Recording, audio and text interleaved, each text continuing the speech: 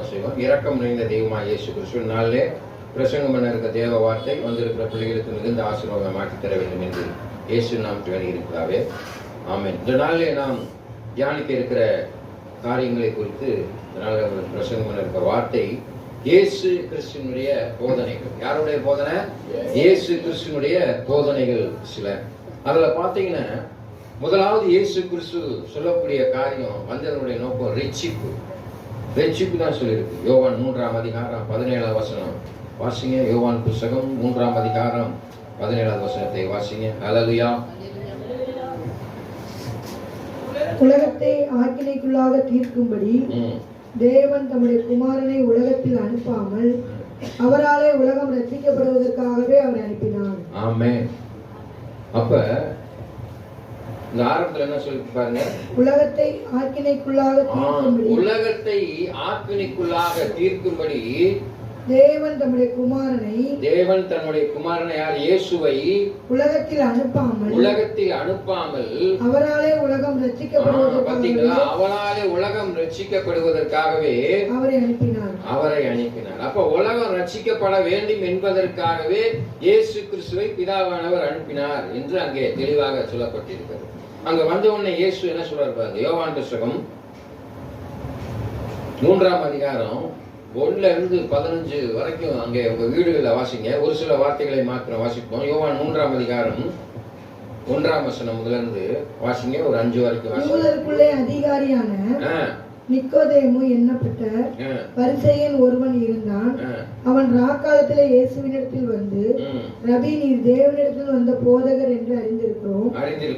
ஏனெனில் ஒருவனும் தன்னுடனே தேவன் இராவிட்டால் நீர் செய்கிற இப்படிப்பட்ட அற்புதங்களை செய்ய மாட்டார். இயேசு கிறிஸ்து அங்க அற்புதம் செய்கிறார். அல்லேலூயா. இயேசு அவனுக்கு பிரதியுத்தரமாக, ஒருவன் மறுபடியும் பிறவாவிட்டால். பாத்தீங்களா? இந்த வசனங்களை உங்க வாழ்க்கையில நல்லா மனதில் வைத்துக் கொள்ளுங்க. வாசிங்க. ஒருவன் மறுபடியும் பிறவாவிட்டால். அப்போ மறுபடியும் எப்படி பிறக்கிறது? முதவே நம்ம பிறக்கிறோம். யாருனால பிறக்கிறோம்? நீங்க நாம யாருனால பிறந்திருக்கிறோம்? பிசாசினால பிறக்கிறீங்க. லஸ்ட், செக்ஸ், ஆசை, இச்சையினாலே பிறக்கப்படுகிறீர்கள். தேவ சித்தத்தை பிசாசானவன் குலைத்து போட்டான். அல்லேலூயா. ஏவாள் மூலமாக வஞ்சித்து துளைத்து போட்டதுனால லஸ்ட்னால பிறக்கிறீங்க, பிசாசுனால பிறக்கிறீங்க. ஆனா நீ பரிசுத்தமாக்கப்படலைன்னா என்ன செய்ய முடியாது? மேல போகவே முடியாது. அல்லேலூயா. அதனாலதான் சொல்றாரு, வாசிங்க, அதை வாசிங்க. தேவனுடைய ராஜ்யத்தை காண மாட்டான் என்று. முன்னால வாசிங்க. ஒருவன் மறுபடியும் பிறவாவிட்டால் தேவனுடைய ராஜ்யத்தை காண மாட்டான். பாத்தீங்களா? நீங்க ஆண்டவருடைய ராஜ்யத்தை காண வேண்டும் என்றால் you have to born again. மறுபடியும் பிறந்தா தான் போக முடியும். அல்லேலூயா. இல்லைன்னா போகவே முடியாது. அதனாலதான் நாங்க என்ன சொல்றோம், நீங்க முழு ஞானஸ்தானம் எடுக்கணும். இயேசுவை ஏற்றுக்கொண்டால் மாத்திரம் போதாது, முழு ஞானஸ்தானம் எடுக்கணும். அதில் சொல்லியிருக்குது 3 அதிகாரம் 4-5 நினைக்கிறேன். வாசிங்க, தொடர்ந்து வாசிங்க. தேவனுடைய ராஜ்யத்தை காண மாட்டான் என்று மெய்யாகவே உனக்கு பாத்தீங்களா? மெய்யாகவே என்று சொல்கிறேன் என்றார். அதற்கு நிக்கோதேமு, ஒரு மனுஷன் முதிர் வயதா இருக்கையில் எப்படி பிறப்பான்? பெரிய ஆள் ஆயிட்டோமே, எப்படி நம்ம பிறக்க முடியும்? அம்மா வயிற்றுக்குள்ள திருப்பி போக முடியும்ன்றாரு. அவன் தன் தாயின் கர்ப்பத்தில் 2ஆம் தரம் பிரவேசித்து பிறக்க கூடுமோ என்றான். இயேசு பிரதியுத்தரமாக, யார் சொல்றா பாருங்க. அது உடனே இயேசு கிறிஸ்து என்ன சொல்றாரு பாருங்க. ஒருவன் ஜலத்தினாலும் ஆவியினாலும். இதெல்லாம் போதனை, நான் சொல்லல, இயேசு சொல்றாரு. வேதத்துல ஒரு காரியம், ஒருவன் ஜலத்தினாலும் ஆவியினாலும் பிறவாவிட்டால் தேவனுடைய ராஜ்யத்தில் பிரவேசிக்க மாட்டான் என்று மெய்யாகவே உனக்கு சொல்றார். உண்மையாகவே நீ போக முடியாதுப்பா. இயேசு கிறிஸ்து யோவான் ஸ்நான இடத்துல போய் முழுஞானம் எடுக்கிறார். தேவகுமாரன் தானே, அவர் முழுஞானம் எடுக்க வேண்டும் ஒரு கட்டாயமே கிடையாது. ஆனா இங்கே தேவ சித்தத்தை செய்வதற்கு இங்கே அற்புதம் நடக்கணும், அதிசயம் நடக்கணும், தேவனுடைய வழியில் பின்பற்றி நடக்க வேண்டும் என்பதற்காகவே தெய்வமே என்ன செய்து யோவான் ஸ்நானம் எடுத்த போய் ஞானஸ்தானம் எடுக்கிறார். அப்ப யோவான் ஸ்நானன் சொல்றாரு, நீர் ஆவியினாலும் அக்னியாலுமே ஞானஸ்தானம் கொடுக்கக்கூடியவராக இருக்கிறேன், நான் கொடுப்பது உனக்கு கேட்கிறார். இப்பொழுது நீ எனக்கு இடம் கொடு. அப்ப இயேசு கிறிஸ்து முழு ஞானஸ்தானம் எடுக்கிறார். அவர் he is obeying the law. வேத புத்தகத்தினுடைய சட்டத்திற்கு கீழ்ப்படிந்து இயேசுவே முழு ஞானஸ்நானம் எடுக்கிறார். அதனாலதான் இயேசு உங்களுக்கு போதனை சொல்றார். இப்ப உதாரணமா சிகரெட் குடிக்காதீங்கன்னு நான் சொல்றேன்னு வச்சுக்கோங்க, நான் குடிக்காம இருக்கணும். தண்ணி அடிக்காதீங்கன்னு சொன்னா நான் தண்ணி அடிக்காம இருக்கணும். ஒருத்தருக்கு போதனை சொல்றோம்னு வச்சுக்கோங்க, அந்த காரியத்தை நீ செய்யாம இருந்தா தான் சொல்ல முடியும். Before you are identifying the others, the three fingers identifying you. ஒரு விரலை காட்டி நீ அடுத்தவனை நீ சொல்றது 3 விரல் உன்னை பார்த்து இருக்குன்னு அங்கே சொல்லப்பட்டிருக்கு. அல்லையா? ஆமென். இயேசு கிறிஸ்து அதைத்தான் சொல்றாரு, மெய்யாகவே மெய்யாகவே நான் சொல்கிறேன், ஒருத்தன் ஜலத்தினாலும் ஆவியினாலும் பிரபாவித்தால் தேவராஜ்யத்திலே பிரவேசிக்க முடியாது என்று சொல்லி ஒரு முதல் போதனை சொல்றார். அல்லையா? அங்கே அடுத்ததாக பாருங்க, அங்க வாசிக்கிறோம் லூக்காவின் புத்தகம் 7ஆம் அதிகாரம் 47-48. ஆதலால் நான் உனக்கு சொல்லுகிறேன், இவள் செய்த அநேக பாவங்கள் மன்னிக்கப்பட்டது. பாத்தீங்களா? இவள் செய்த அநேக பாவங்கள் மன்னிக்கப்பட்டது. இவள் மிகவும் அன்பு கூர்ந்தாலே, எவனுக்கு கொஞ்சம் மன்னிக்கப்படுகிறதோ அவன் கொஞ்சமாய் அன்பு கூறுவான் என்று லூக்கா 7:47-48. அவளை நோக்கி உன் பாவங்கள் மன்னிக்கப்பட்டது என்றார். அவளை நோக்கி உன் பாவங்கள் மன்னிக்கப்பட்டது என்றார். ஐயா, நீங்க ரட்சிக்கப்பட்டிருக்கீங்க, முழுக்க நாசனம் எடுத்திருக்கீங்க, எல்லாம் சரிதான். அல்லையா? ஆனால் உன்னுடைய பாவம் மன்னிக்கப்படுகிறதா என்று சற்று சிந்தித்து பார்க்க வேண்டும். அந்த விபச்சார ஸ்திரீயை பார்த்து எல்லோரும் அங்கே கல் எறிய கொள்ளும் பொழுது, எவன் ஒருவன் பாவம் செய்யாம இருக்கிறீங்களோ அவெல்லாம் இந்த ஸ்ரீ மேல கல்ல எரிங்க அப்படின்னு சொல்றாங்க. எல்லாரும் என்ன செஞ்சிடறாங்க? கல்ல கீழே விட்டு போயிடுறாங்க. அப்புறம் என்ன அர்த்தம்? எல்லாருமே விபச்சார பாவம் எலி. அதுதான் நீ பாவம் செய்யாம இருந்தாதான் அடுத்தவனை பார்த்து பாவம் செய்ய சொல்ல முடியும். நீ ரொம்ப ஓகேனும் கேட்பானா கேட்க மாட்டானா? அல்லையா? அதனால ரொம்ப கவனமா இருக்கு. அங்கே வேதவசனம் சொல்லுது பாருங்க, அனுதினமும் கிறிஸ்துவ வாழ்வை பற்றி நம்ம நடைமுறைப்படுத்தணும். கிறிஸ்துவ வாழ்க்கையை உன் வாழ்க்கையில நீ என்ன செய்யணும்? நடைமுறைப்படுத்த வேண்டும். வேதவசனம் அதுல ஆணைக்கு எதிரிகளை நேசிக்கணும்னு சொல்லியிருக்காரு. அதுல யாரை நேசிக்கணும்னா எதிரிகள். உனக்கு விரோதமா பேசுறவங்க இயேசு கிறிஸ்து நாம பிதாவை சிலுவையில் அடிக்கிறாங்க. இயேசு கிறிஸ்துவ சிலுவையில் அடிக்கும் போது, பிதாவே தாங்கள் செய்வது இன்னதென்று அறியாதிருக்கிறார்கள் என்று சொல்லி அந்த சூழ்நிலையில கூட என்ன செய்யறாரு? அவர்களை மன்னிக்கக்கூடிய காரியத்தை அங்கே பார்க்கிறோம். ஆமென். வேதவசம் பாருங்க. அது போக கொடுக்க வேண்டும். பெரிய பணக்காரனா இருப்பான், தசமபாகம் கொடுக்குறீங்க. எத்தனை பேர் தசமபாகம் கொடுக்குறீங்க? அல்லையா? தசமபாகம்னா என்னன்னு தெரியல, ஃபர்ஸ்ட் சொல்றீங்களா? இயேசுவை அறிந்திருக்கிறீங்க. தசமபாகம்னு என்ன? 10ல் 1 பங்கா? அதாவது ஓல்டு டெஸ்டமெண்ட்லாம் அது அல்ல. புதிய ஏற்பாட்டில் சொல்லியிருக்கு, 2 இருந்தா உன்னை கொடு, 2 மைல் தூரம் அவனோட நட. அப்ப எவ்வளவு தசமபாகம்? 50%. ஆமென். 10% கிடையாது, 50% நீ ஆண்டவருக்கு என்று கொடுக்கணும். போதவருக்கு இல்ல, ஆண்டவருக்கு கொடுக்க சொல்றாரு. நீங்க நினைச்சுட்டு இருக்கீங்களா? தசமபாகத்தை எழுதி தனியா ஒரு கவர்ல வச்சு அதை போதர் கையில கொடுத்து அது ஜோமுன்னே உங்களுக்கு ஆசீர்வாதம் வந்துடும், எல்லாம் நடந்துடும். No, it's wrong. அது தவறு. பெரிய பணக்காரங்கெல்லாம் இந்தியில காசு போட்டுட்டே இருக்காங்க. ஆண்டவர் பார்த்துட்டே இருக்காரு. ஒரு ஏழை தாய், அதுல 2 பைசா தான் இருக்குது இந்த கிழவிட்ட. அது தவிர வேற காசு இல்லை, வேற ஒன்றும் செய்ய முடியாது. அடுத்த வேலை சோத்துக்கு கஞ்சிக்கு ஒன்றும் காசு கிடையாது. அது கொண்டு வந்து இருந்த 2 பைசாவையும் போட்டு போயிடும். இல்லாத பொழுதும் மனமுகர்ந்து யார் கொடுக்குறீங்களோ அவங்களுடைய காணிக்கை தான் அங்கீகரிக்கப்படும். அன்பான தேவ பிள்ளைகளே, பொருள்னால் மாத்திரமல்ல, உன்னையே நீ காணிக்கையா கொடுக்கணும். You have to give your soul. இயேசுவுக்காக உன்னை நீ காணிக்க. அர்ப்பணிப்பு நல்லா தெரிஞ்சுக்கோங்க, அர்ப்பணிப்பு மிகவும் அவசியம். நீ செய்கிற காரியத்துல உண்மையா இருக்கையா ஆண்டவர் பார்ப்பார். அதான் முக்கியம். ஆண்டவருக்கு உண்மையா இருக்கியா? அல்லையா? அது எங்களுக்கு ஒரு காரியம் சொல்லியிருக்கு. நான் அடிக்கடி பிரசங்கத்துல ஊழியக்காரர்கள் எப்படி இருக்க வேண்டும் என்று சொல்லி, உண்மையா இருக்கிறோமான்னு சொல்லி 2 தீமோத்தேயு புத்தகம் 2ஆம் அதிகாரம் 15ஆம் வசனத்தில் சொல்லியிருக்கோம். 2 தீமோத்தேயு புத்தகம் 2ஆம் அதிகாரம். அதுவும் ஆண்டவர் கொடுத்த போதனை. யாருக்கு? எங்களுக்கு. வாசிங்க. நீ வெட்கப்படாத ஊழியக்காரனாயும். வெட்கப்படவே கூடாது. இயேசுவை சொல்வதற்கோ இயேசுவை பற்றி அறிக்கை செய்வதற்கோ வெட்கமே படக்கூடாது. சத்திய வசனத்தை நிதானமாய் பகுத்து போதிக்கிறவனாயும். சத்திய வசனத்தை நிதானமாய் பகுத்து போதிக்கணும். சத்திய வசனத்தை நிதானமாய் பகுத்து போதிக்கணும். நீ சத்தியத்தை நல்லா அறிஞ்சிருந்தா தான் சொல்ல முடியும். பிரசங்கம் பண்ணி வேத புத்தகத்தை வாசிக்காம நான் ஊழியம் செய்யறேன் அப்படின்னு நினைச்சக்கூடாது. வேதத்தை அறியாம போகவே முடியாது. ஆமென். உன்னை தேவனுக்கு முன்பாக நல்லா கவனிச்சிட்டீங்களா? ஊழியக்காரன் தேவனுக்கு முன்பாக உன்னை தேவனுக்கு முன்பாக உத்தமனாக நிறுத்தும்படி ஜாக்கிரதையா உத்தமனாக இருக்கணுமா? ஜாக்கிரதையா இருக்கணும். ரொம்ப கவனமா இருக்கணும். அட்டுழியம் பண்றவனா இருக்க கூடாது. உத்தமனாக இருக்க ஜாக்கிரதை உள்ளவர்களாக இருக்க வேண்டும். அப்புறம் என்ன சொல்லியிருக்குது? ஜாக்கிரதையா இருக்க வேண்டும். பாத்தீங்களா? பகுத்து நிதானித்து போதிக்கணும்னு சத்தியத்தை நன்காக அறிந்து சத்தியத்தின்படி நடக்கக்கூடியவனா இருக்க. ஒரு முன்மாதிரி இயேசு விட்டு சென்றிருக்கிறார். அந்த முன்மாதிரை பின்பற்ற வேண்டும். அல்லையா? இன்னைக்கு ஊழியக்காரன் 3 மணிக்கு அதிகாலையில கர்த்தரை தேடுவோருக்கு ஒரு நன்மையும் குறையும் படாது.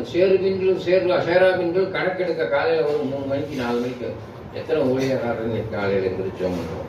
நான் பயப்பட வேண்டிய அவசியமே இல்லை. கேட்கிறேன், இன்க்ளூடிங் மைசெல்ஃப், என்னையும் சேர்த்தான் கேட்கிறேன். ஜெபம் பண்றோமா? இயேசுவிடத்துல பேசுறோமா? சற்று சிந்தித்து பாரு. ஊழியக்காரனுக்கு அந்த நிலைமை. ஆக்கணிக்குள் தீர்க்காதபடி நீ போதகராய் இராதே. ரொம்ப கவனமாக இருக்கணும். ஆகக்கூடாது. அப்புறம் என்ன சொல்றாருன்னு, ஆண்டவருடைய முக்கியமான போதனை, ஆண்டவருக்கும் உனக்கும் இருக்கிற உறவு எப்படி ஏற்படுத்த முடியும்? அல்லையா? அப்பா கிட்ட போய் அப்பா எனக்கு பசிக்கிட்டு காசு கொடுன்னு கேட்டாதான் கொடுப்பாரு. அப்ப you have to talk with the Lord Jesus Christ. இயேசுவோடு நீ எப்படி பேச முடியும்? எதன் மூலமாக பேச வேண்டும்? கர்த்தர் என் விண்ணப்பத்தை கேட்டார், என் ஜெபத்தை ஏற்றுக்கொள்வார். வசனம் சொல்லுது. அப்ப நீ என்ன செய்யணும்? உன்னுடைய உறவை நீ அவரோடு வைத்துக் கொள்ள வேண்டும் என்றால் ஜெபிக்க வேண்டும். அல்லையா? ஜெபமே ஜெயம். ஜெபிக்கிறவனுடைய வாழ்க்கையில தோல்வியே இருக்காது, வெற்றி தான். ஆமென். கருத்தாய் எலியா ஜெபித்தார். யார் ஜெபிச்சா? யாராவது ஒருத்தர் சொல்லுங்க. தானியேல் ஜெபித்தார். வேற? அப்புறம் the Old Testament of Jesus, he prayed wherever he went, he will pray. மோசே போய் நின்னுவனே ஜெபிப்பார். அல்லையா? அன்பான தேவ பிள்ளைகளே, நீங்க ஜெப வீரர்களாக இருக்க வேண்டும். இயேசுவை ஏற்றுக்கொண்டால் மாத்திரம் போதும். வாழ்க்கையை ஜெபத்திற்கென்று ஒதுக்க வேண்டும். ஒரு நாளைக்கு எத்தனை மணி நேரம்? 24 மணி நேரம். அப்ப நீ தசமபாகமா கொடுக்கக்கூடிய நேரம் எது? 2 மணி நேரம் 40 நிமிஷமா அது ஆண்டவருக்காக கொடுக்கணும். ஊழியக்காரன் கொடுக்குறோமா? நீங்க கொடுக்குறீங்களா? நான் கொடுக்குறீங்களா? யோசிச்சு பாருங்க. கொடுத்தா தான் நடக்கும், இல்லைன்னா நடக்காது. இல்லையா? அன்பான தேவப்பிள்ளை, ஜெபம் தான் நம்முடைய வாழ்க்கையில எல்லாத்தையும் செய்யும். அதைத்தான் சொல்லியிருக்கீங்க. வாசி பார்க்குமா? யோவான் புஸ்தகம் 14ஆம் அதிகாரம் 13-14. யோவான் புஸ்தகம் 14ஆம் அதிகாரம் 13-14 வாசிங்க. நீங்கள் என் நாமத்தினாலே எதை கேட்பீர்களோ, நீங்கள் என் நாமத்தினாலே எதை கேட்டீர்களோ, குமாரனில் பிதா மகிமைப்படும்படியாக. பாத்தீங்களா? நீங்க என் நாமத்தினாலே எதை கேட்டாலும் குமாரனில் இயேசுவில் மகிமைப்படும்படியாக அதை செய்வேன். என் நாமத்தினாலே நீங்கள் எதை கேட்டாலும் அதை நான் செய்வேன். என் நாமத்தினாலே எதை கேட்டாலும் அதை செய்வேன். அப்ப இயேசு கிறிஸ்து நாமத்தினால தான் கேட்கணும். அல்லையா? இயேசு என் வாழ்க்கையை அற்புதம் செய்வார். இயேசு என்னை நடத்துவார். Because he is the way of the life. John 14:6 சொல்லிருக்கு, நானே வழியும் சத்தியமும் ஜீவனுமா இருக்கிறேன். அதுல 3 காரியம் என்ன சொல்லிருக்குது? வழியாக இருக்கிறார், சத்தியமாக இருக்கிறார், ஜீவனாக இருக்கிறார். எந்த ஜீவனாக இருக்கிறார்? அழிவில்லாத வாழ்வை கொடுக்கக்கூடிய ஜீவனாக இருக்கிறார். அவர் தான் ஜீவன். அவரை யாரெல்லாம் சொந்த ரட்சகராக ஏற்றுக்கொள்ளுங்க, அவரெல்லாம் தேவனுடைய புத்திரன் என்று அழைக்கப்படுகிறீர்கள். அப்ப அந்த ஜீவனை பெற்றவர்களா இயேசுவை போல நீங்க இருக்கக்கூடியவர்களா இருக்கிறீங்க. சத்தியம் உங்க வாழ்க்கையில எப்படி சத்தியத்தை அறிவீங்க? சத்தியத்தை அறிவீர்கள், சத்தியம் உங்களை விடுதலையாகும். வார்த்தை தான் சத்தியம். ஆமென். சத்தியத்தின்படி நடக்கணும். நிறைய இருக்குது, பேசிக்கிட்டே போகணும், ரொம்ப நேரம் பேசலாம். those who are Christian, யாரெல்லாம் கிறிஸ்துவராக இருக்கிறீர்களோ அவர்கள் கிறிஸ்துவத்தை நடைமுறைப்படுத்த வேண்டும். கிறிஸ்தவன் என்று சொல்லிக் கொண்டால் மாத்திரம் போதாது, நீ கிறிஸ்தவத்தை நடைமுறைப்படுத்த வேண்டும். எபேசியர் புத்தகம் 3ஆம் அதிகாரம் 15 வாசிங்க 19 வரைக்கும். இது அனைத்து கிறிஸ்தவர்களும் உங்கள் வாழ்க்கையில நீங்க நடைமுறை போதகரா இருந்தாலும் சரி, விசுவாசியா இருந்தாலும் நம்முடைய கர்த்தராகிய இயேசு கிறிஸ்துவினுடைய பிதாவை நோக்கி முழங்கால் படியிட்டு பிதாவை நோக்கி முழங்கால் படியிட்டு நீங்கள் அவருடைய ஆவியினாலே உள்ளான நீங்கள் யாருடைய ஆவினாலே? இயேசுடைய ஆவினாலே, பிதாவுடைய ஆவினாலே. ஏன்னா என்னை கண்டவன் பிதாவை கண்டான், பிதாவை கண்டவன் இயேசுவை கண்டான். ஆமென். உள்ளான மனுஷனை வல்லமையாய் பலப்படுத்த. உள்ளான மனுஷன் என்ன? உனக்கு ஒரு தேற்றவாளனை விட்டு சொல்கிறேன், அந்த ஆவியானவர் பசுவன். உள்ளான மனுஷன் பலப்பட்டு விசுவாசத்தினாலே கிறிஸ்து உங்கள் இருதயங்களில் விசுவாசிக்கிற இயேசு கிறிஸ்துவின் இருதயத்துல வாசமாய் இருக்கிறாரு.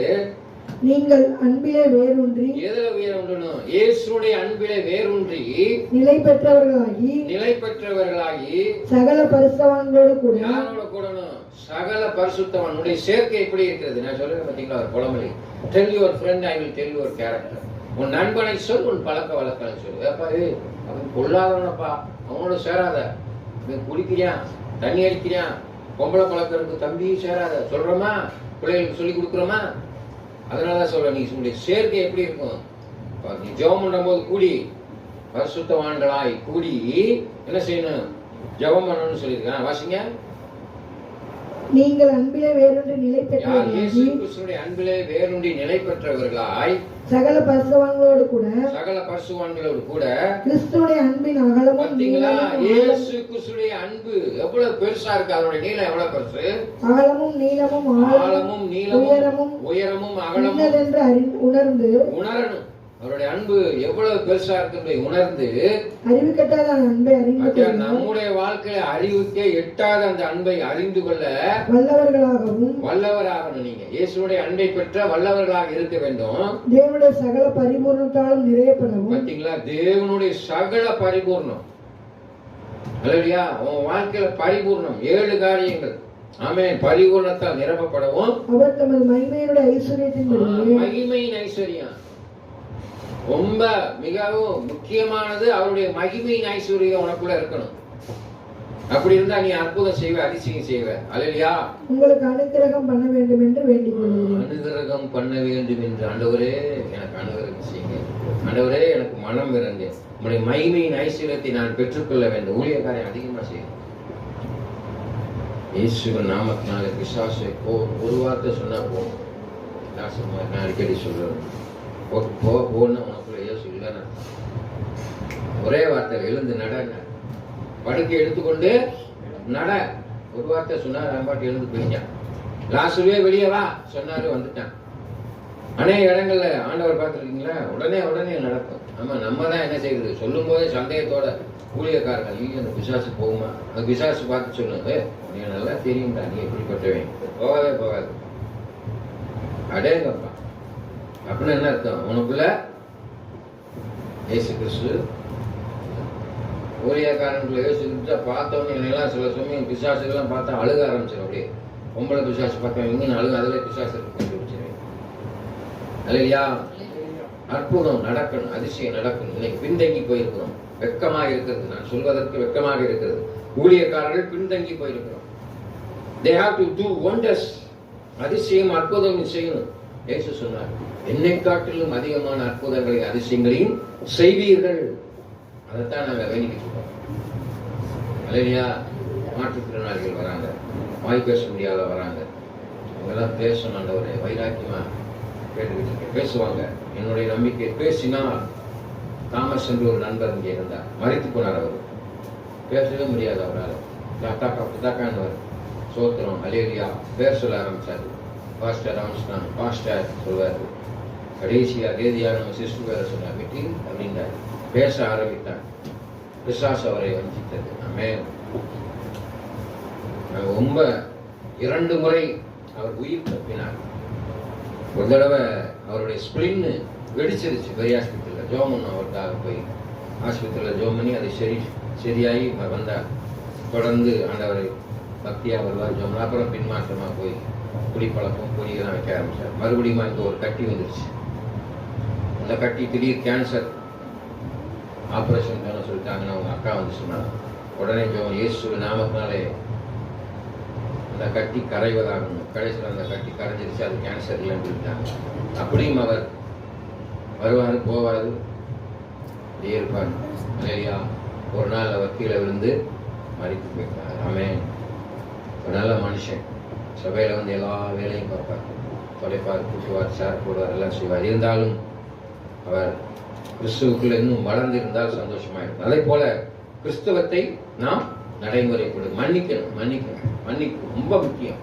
நீ பிறருடைய தப்புதங்களை மன்னியாதிருந்தால் பரமபிதா உங்க தப்பு. இயேசு சொல்றாரு, நான் சொல்ற காரியம் நான் சொல்றதில்ல, இயேசு கிறிஸ்து உங்கள்கிட்ட சொல்ற காரியம், இயேசுனுடைய போதனைகள்.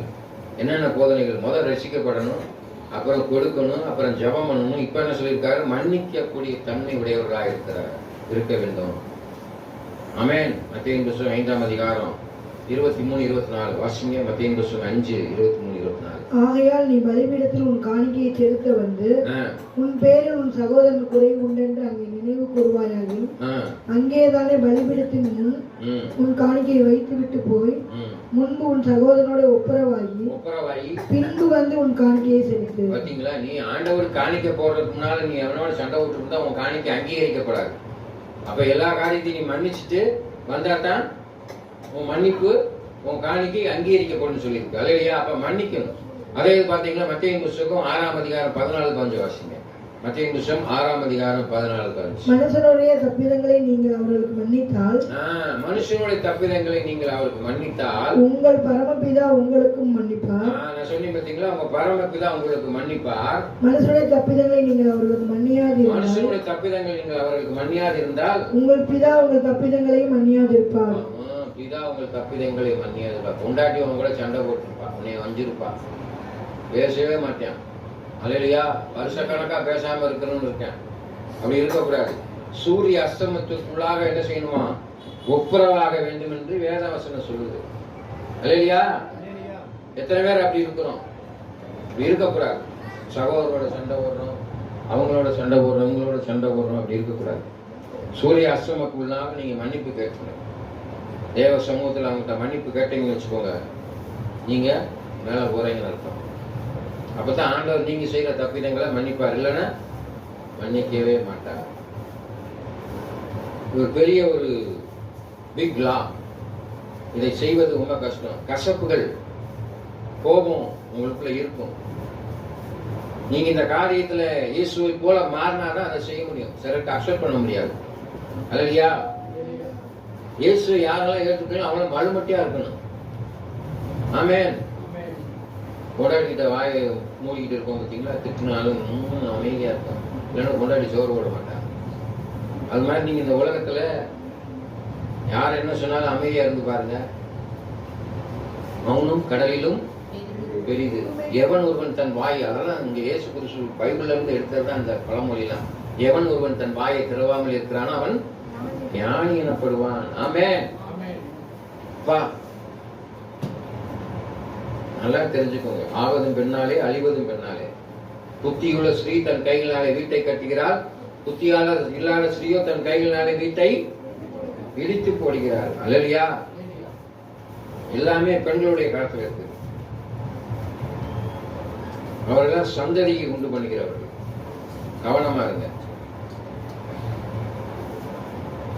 எபேசியர் புத்தகம் 5ஆம் அதிகாரம் 21 சொல்லியிருக்கு. வாசிங்க. எபேசியர் புத்தகம் 5ஆம் அதிகாரம் 21 சொல்லியிருக்கு.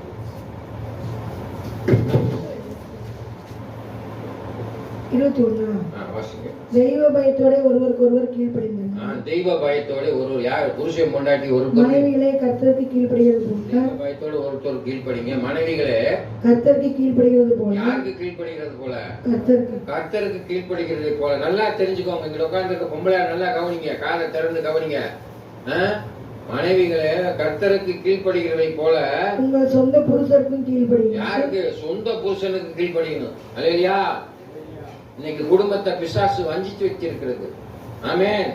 மனைவி தெரியாம அப்பாட்டி வச்சுக்கிறது, அதெல்லாம் ரொம்ப பெரிய தவறு. அநேக இடங்கள்ல நடக்குது. இன்னைக்கு புருஷன் இருக்கும்போது தவறான பாதையில பெண்கள் செல்ற காரியம் நிறைய போட்டுக்கு வருது. அல்லையா? அடல்ட்ரி. அதனாலதான் அங்க சொல்லி இருக்குதுங்க. என்ன சொல்லி இருக்குது? மனைவிகளே சொந்த புருஷருக்கு கர்த்தருக்கு கீழ்ப்படுகிறதை போல அவருக்கு எல்லா காரியத்திலும் 1-2 காரியம் இல்ல, வாசிங்க. கிறிஸ்து சபைக்கு தலையா இருக்கிறது போல புருஷனும் மனைவிக்கு தலையா இருக்கிறான். புருஷன் தலையா இருக்கிறான், அவரே சரீரத்துக்கும் இரட்சகரா இருக்கிறார். நல்லா கவனிச்சுங்க, அவரே சரீரத்துக்கு, புருஷன் தான் உங்க சரீரத்துக்கு இரட்சகரா இருக்கிறார். இது உங்களுக்கு ஈஸியா எப்படி புரிஞ்சுக்குதா? அவங்க ஏன் ரட்சகரா இருக்காரு? புருஷன் பார்த்து பொம்பளை வேசி ஆக்க முடிஞ்சு ஆக்க முடியும். புரிஞ்சுக்கிட்டீங்களா? அவங்க ரத்தன சுருக்கமா சொல்றேன். புருஷன் பார்த்து உன்னை விபச்சாரி ஆக்க முடிஞ்சு ஆக்கிடுவான். அதனாலதான் அவன் உன் சரீரத்துக்கு ரட்சகரா இருக்கிறான். He is the one can make you a holy woman. புருஷனால் நீ பரிசுத்தமாக்கப்படுகிறாய். அவன் நினைச்சா என்னன்னாலும் செய்யலாம். ஏன்னா அவன் இயேசு கிறிஸ்து ஒப்பாய் இருக்கிறான். இயேசு கிறிஸ்து சபைக்கு தலையா இருக்கிற போல புருஷன் குடும்பத்திற்கு மனைவிக்கு தலையா இருக்கிறான். வாசிங்க அப்புறம். ஆகையால் சபையானது கிறிஸ்துவுக்கு கீழ்ப்படிகிறது போல, சபை கீழ்ப்படிகிறதை போல மனைவிகளும் தங்கள் சொந்த புருஷர்களுக்கு எந்த காரியத்திலும் கீழ்ப்படிந்திருக்க வேண்டும். எல்லா காரியத்திலும் எந்த காரியத்திலும் கீழ்ப்படிந்து நடக்கணும். இயேசு கிறிஸ்து கீழ்ப்படிந்தாயா? இயேசு கிறிஸ்துவே கீழ்ப்படிந்தார். அப்ப நீனு நானும் ஏமாத்துறான். அல்லையா? அதுக்கப்புறம் என்ன சொல்லிட்டு பாருங்க, புருஷர்களே உங்கள் மனைவிகளில் அன்பு கூறுங்கள், அப்படியே கிறிஸ்துவும் சபையில் அன்பு கூர்ந்து தாம் அதை திருவசனத்தை கொண்டு தண்ணீர் முழுக்கினால் சுத்திகரித்து பரிசுத்தமாக்குகிறதற்கும் கரைதிரை முதலானவைகள் ஒன்றும் இல்லாமல் பரிசுத்தமும் பிழையற்றதுமான மகிமையுள்ள சபையாக அதை தமக்கு முன் நிறுத்திக் கொள்வதற்கும். எப்படி சபை மகிமைப்படுத்துற அது மாதிரி குடும்பம் மகிமையா இருக்கும். நீ உன் மனைவியை நேசிக்கணும். அப்ப மனைவி என்ன செய்யணும்? எல்லா காரியத்திலும் கீழ்ப்படியம்மா, கொஞ்சம் காப்பி கொடுப்பா, உனக்கு வேலை இல்லை, போய் காப்பி போட்டு குடி, அதை ஊற்றி வச்சிருக்கேன், கஞ்சியை ஊற்றி குடி, அப்படி சொல்லக்கூடாது. அதுதான் உன் வேலை.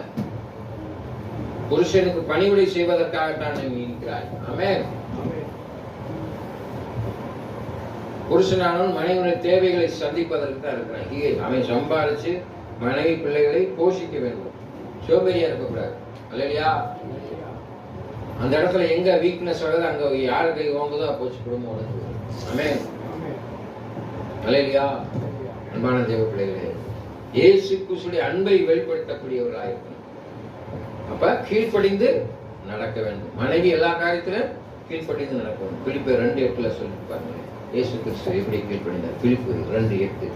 அவர் மனுஷரூபமாய் காணப்பட்டு மரண பரியந்தம், அதாவது சிலுவையின் மரணதண்டம் கீழ்ப்படிந்தவராகி நம்மை தாமே தாழ்த்தினார். பாத்தீங்களா? இயேசு கிறிஸ்துவே அப்ப கீழ்ப்படிஞ்சிருக்கிறார். ஏதாவது மனுஷ ரூபமாய் இருக்கும்போது, தெய்வமா இருக்கும் போது, மனுஷனாய் சிலுவையில இருக்கும் பொழுது நம்மை தாமே தாழ்த்தி கீழ்ப்படிந்தார். He obeyed. அப்ப நம்மளும் கீழ்ப்படியுமா இல்லையா?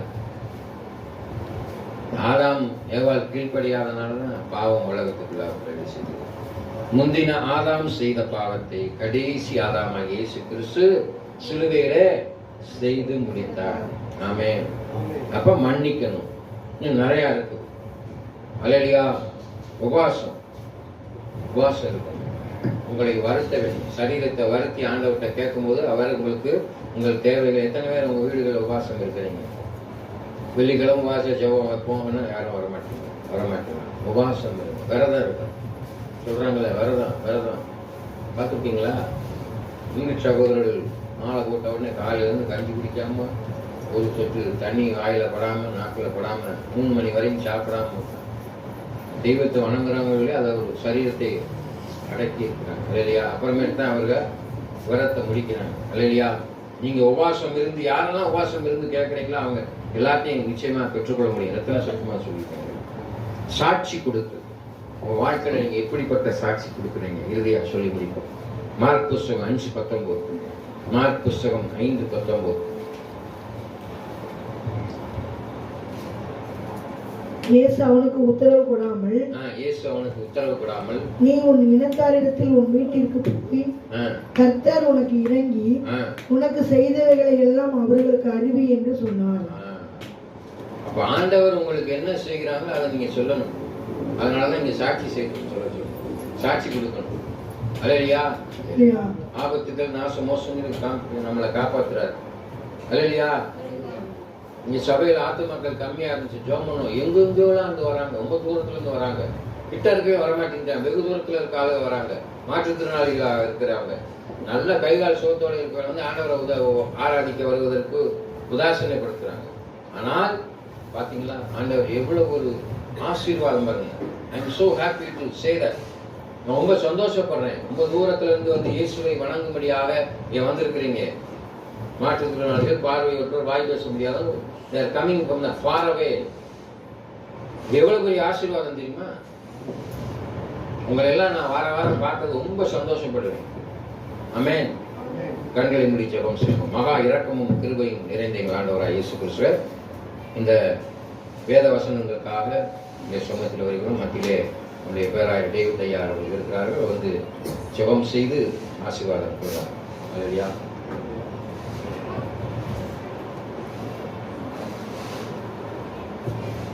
ஜெபம் செய்வோம். எங்களை நேசிக்கிற அன்பு பிதாவே, மகிமை மகத்துவமானவரே, மனுஷன் 44 மாத்திரமல்ல தேவனுடைய வார்த்தையினாலே பிழைப்பான் என்று சொன்னீரையா. அந்த ஜீவ வார்த்தையை தவப்படைய தாசன் மூலியமாக எங்களுக்கு தந்ததுக்காய் கோடி கோடி கோடி சோத்திரம். உங்களுடைய வார்த்தை ஆண்டவரை ஒருபோது வெறுமனை திரும்புவதில்லை, அனுப்பின காரியமாகவே அதை வாய்க்கும் கர்த்தாவே. தவப்பனே, யோவான் 3:17 நீ சொன்னபடி தவப்பனே, ஒருவரும் கட்டுப்போவது சித்தமல்ல, எல்லா மனுஷன் வச்சுக்கப்படுற சத்தியத்தை அறிவுரை சித்தமானதாக இருக்கிறேன். அந்த சித்தம் இந்த நாட்களில் இந்த சபையில் வந்துக்கிற ஒவ்வொருவருக்குள்ளும் இயேசுவின் நாமத்தின் மூலமாய் நிறைவேறட்டுங்கத்தான். வசனம் கேட்ட ஒவ்வொருவருக்கும் இயேசுவின் நாமத்தினாலே வாழ்வு உண்டாகட்டும். உடைய வார்த்தை கேட்ட ஒவ்வொருவருக்கும் இயேசுவின் நாமத்தில் வெற்றிப்பு உண்டாகட்டும். இந்த வார்த்தை கேட்ட ஒவ்வொருடைய வாழ்க்கையில் இயேசுவின் நாமத்தில் செழிப்பும் சமாதானமும் வாழ்வும் உண்டாகட்டுங்கத்தான். எல்லாருக்கும் வாழ்வு கொடுக்க அந்த வாழ்வு பரிபூர்ணப்பட வந்தேன் என்று சொன்னீரே, அந்த பரிபூர்ணமான ஒவ்வொருவருக்கும் இயேசுவின் நாமத்தில் உண்டாகட்டுங்கத்தான். இந்த வார்த்தை கேட்ட ஒவ்வொருடைய வாழ்க்கையிலும் ஆண்டவரே, நீ சொன்னபடி ஆண்டவரை கர்த்தா இயேசு விசுவாசி, அப்பொழுது நீயும் விட்டார் அனைவரும் ரட்சிக்கப்படுவேன் என்று சொன்னார். இந்த ரட்சிப்பு ஒவ்வொருடைய குடும்பத்திலும் இயேசு கிறிஸ்து மகா பரிசுத்த நாமத்தாலே உண்டாகட்டுங்கத்தான். எங்களை தாழ்த்தி சபையாரப்படுத்திருக்கிறத்துல ஒப்புக் கொடுக்கிறோம். உங்களுக்கு நம்முடைய கருத்தில் ஒப்புக் கொடுக்கிறோம். உங்களுடைய சித்தமும் திட்டமும் மாத்திரமே நிறைவேறட்டுங்கத்தான்.